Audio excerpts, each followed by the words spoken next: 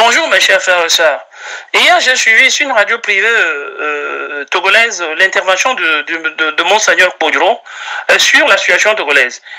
Et il parlait du départ de Faure Gnassingbé qui projetait jusqu'en 2020. Mais vraiment, j'étais ébahi, j'étais étonné.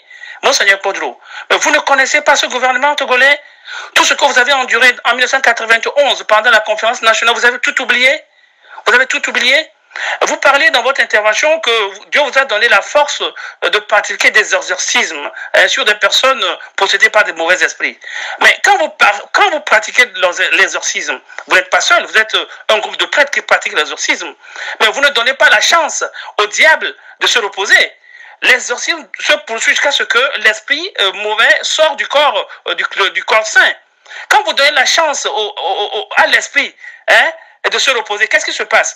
L'esprit se recharge en force noire, en force maléfique et change de corps.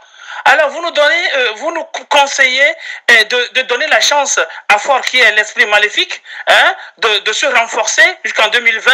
Et qu'est-ce qui va se passer? Il va commencer par massacrer la population, tuer un à un les opposants, surtout à Chadam, les empoisonner, se renforcer. Et qu'est-ce qui se passe? Alors là, la lutte qu'on a entreprise depuis août l'année passée sera vraiment vaine. Alors ça m'étonne, Monseigneur Podro.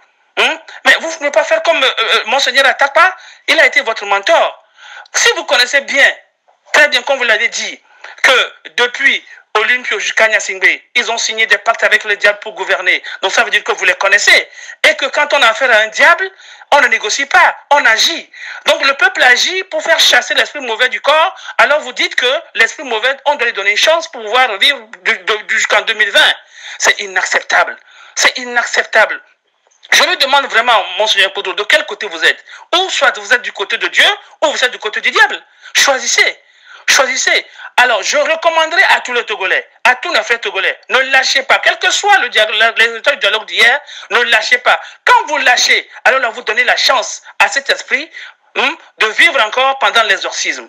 Donc, nous devons continuer par marcher. Vous voyez, l'État togolais est déjà mis à genoux. Les institutions ne fonctionnent plus. Il n'y a plus de liquidité. Donc, nous sommes vraiment au bout du tunnel. Donc, si nous lâchons, si nous donnons la chance à ce gouvernement de continuer jusqu'à 2020, nous avons signé nous-mêmes notre contrat de mort. Ils vont nous tuer un à un. Ils vont nous empoisonner un à un, l'un après l'autre. Ils vont renverser leur pouvoir, ils vont renverser leurs esprits, ils vont renverser leurs forces, et ils vont nous massacrer l'un après l'autre. Donc, ne lâchez pas. Vous allez voir, avant-hier, en Afrique du Sud, le président sud-africain a démissionné sous la pression.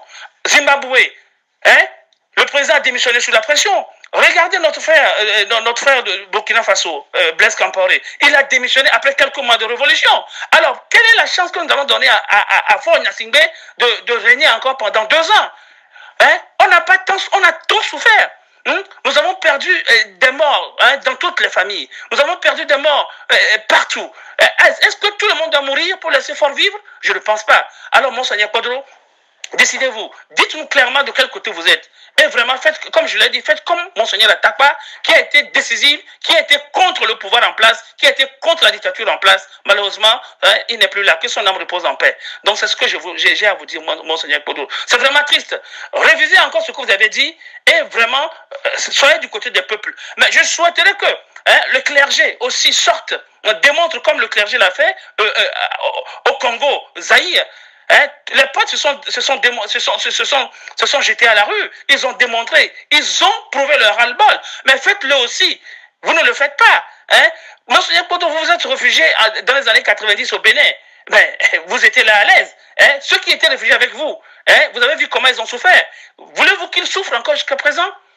Vous parlez de champagne, que vous avez été empoisonné plusieurs fois et que la bouteille de champagne, la coupe de champagne, je veux dire, le verre de champagne s'est éclaté. Ah voilà, vous buvez du champagne, mais les autres, ils cherchent de l'eau à boire, ils ne trouvent pas. Vous comprenez? Ils cherchent de l'eau à boire, ils ne trouvent pas. Et vous voyagez en avion en première classe. Voilà que les autres souffrent, ils cherchent de l'eau à boire, ils ne trouvent pas. Et vous les conseillez de garder fort jusqu'en 2020 pour qu'ils puissent continuer de souffrir. Alors là, je ne suis pas d'accord avec vous. Avec tout le respect que je vous dois, révisez ce que vous avez dit, révisez votre intervention et parlez au peuple. Ne lâchez pas, je le recommande. Je vous en prie, sortez parallèlement à ce dialogue, sortez. C'est ça qui va les détruire. Merci, au revoir alors.